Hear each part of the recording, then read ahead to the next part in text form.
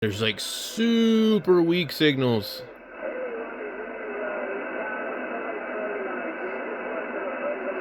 Still, it's almost 1:30.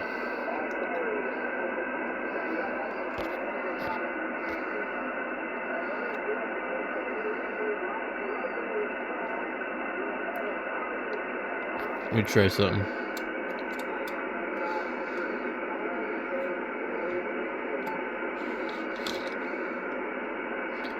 Go 14 to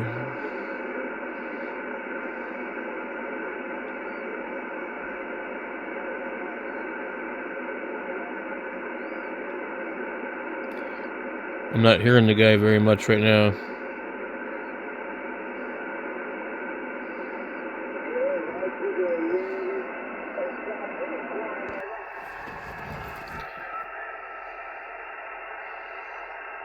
Band's moving around now.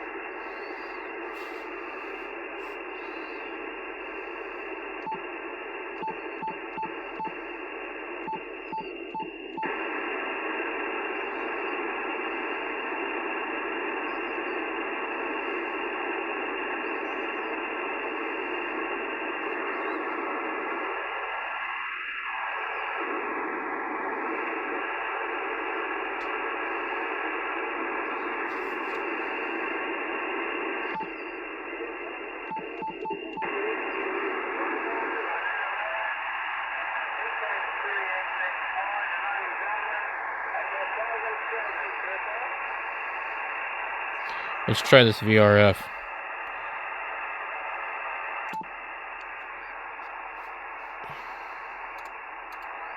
I don't know how well it works.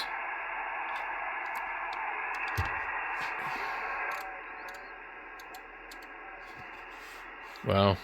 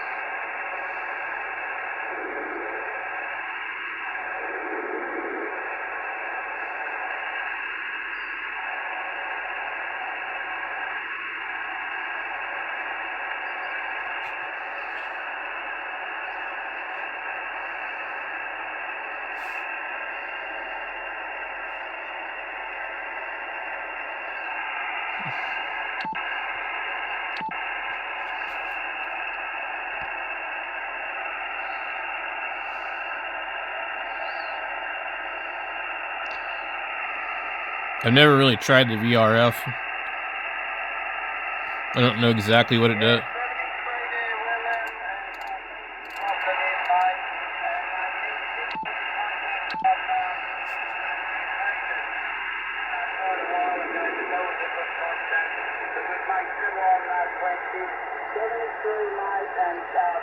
Wow. That made a big difference. It just got rid of all that noise. Like disappeared once I changed the width. This width has got a notch in the center. I don't know what it does. This radio is capable of pretty good stuff, but I think the 3000 is a little easier to do that with, but I don't think it's as capable. This one really takes some messing with to make it get rid of noise for weak signals.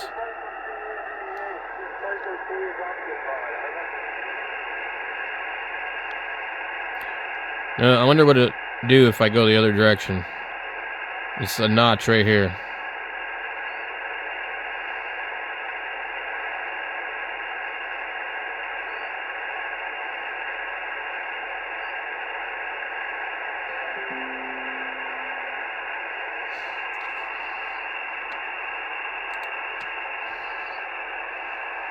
And then we have this IDBT.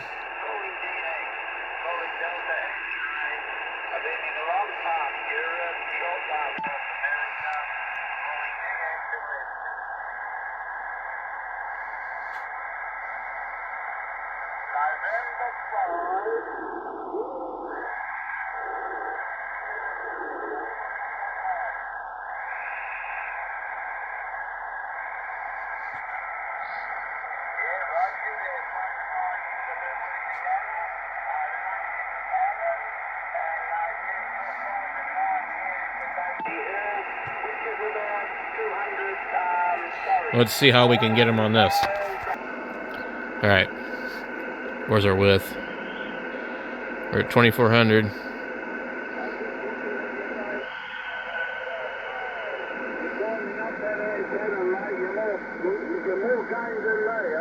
Look at that.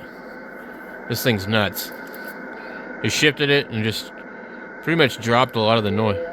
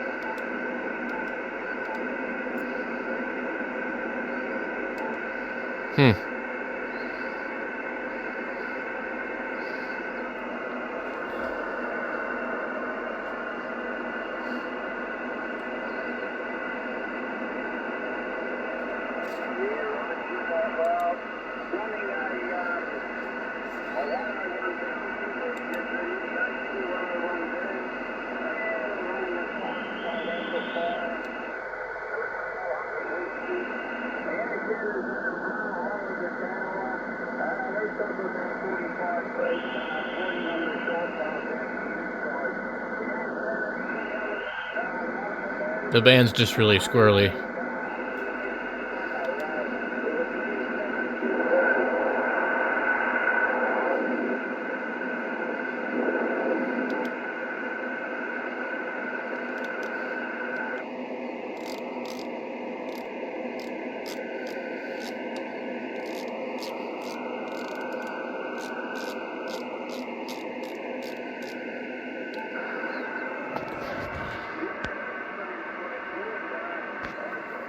Anyway.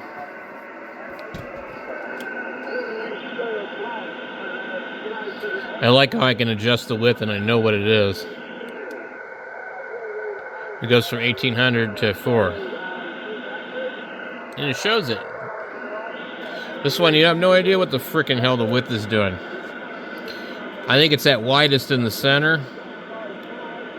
And I think it's moving it around. I don't know. Why would it be notched right here? It behaves more like a shift width, or like the width on this one, which is also notched in the center. It says it's at 0. You know, the width is at 0 right here. It's supposed to go bigger that way on this one. But this one, I'd have to read the manual. Anyway, these are both wonderful radios, and I'm lucky to have them, so I have fun with them and enjoy them. And I hunted this thing for quite some time before I found one. I really had a hard time finding one like this. And I had one a few years back, and it had a lot of problems because it was abused, and I think it had been inside of a flood. I got it from a CB radio dude that beat the crap out of it. He turned it up to like 170 watts or something. And it, for some reason, he did something weird to it. It wouldn't turn down. It would have power spikes and stuff. So I traded it to a guy and told him there's something wrong with this thing. If you're okay with that, then we can trade. And at that time, I ended up with a 756 Pro 2 with a broken RIT knob. The knob was like JB welded underneath. That was actually a pretty damn good radio too. And I traded that and my 761 for this 10-tech amplifier that I have down here to a guy named Alan, W7GIF. I don't know if Alan's alive anymore. I kind of don't think so. Last time I heard from Alan, and he had cancer come back, and he sent me an email. He was in a rehab, he said. Yeah, he said he was afraid he was never going to get out. I replied and never heard anything back.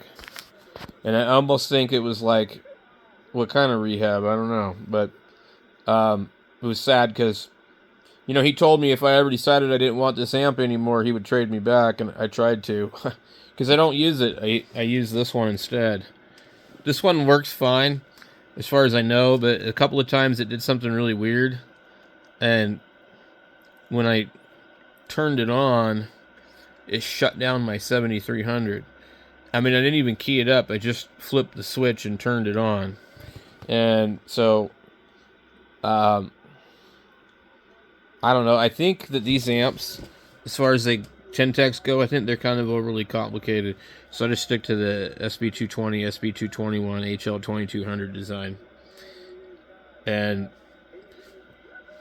this does cover some of the other bands, and I think you can get in between and do 17 and 12 if you want to. But I don't know. I won't use it with a modern radio because I don't think it's completely in working order. Like it did something. Some kind of field collapsed or something when I turned it on. It just, I don't know. It seemed really strange. But also, 7300 is one of these radios that's kind of known to do weird stuff too with amplifiers.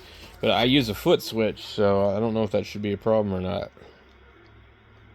But the 7300 does some kind of weird thing where when you use it with an amp, it's still transmitting after the amp is unkeyed. So it blasts the relays inside the amp with like 100 watts. And does something weird, I think. I haven't researched it.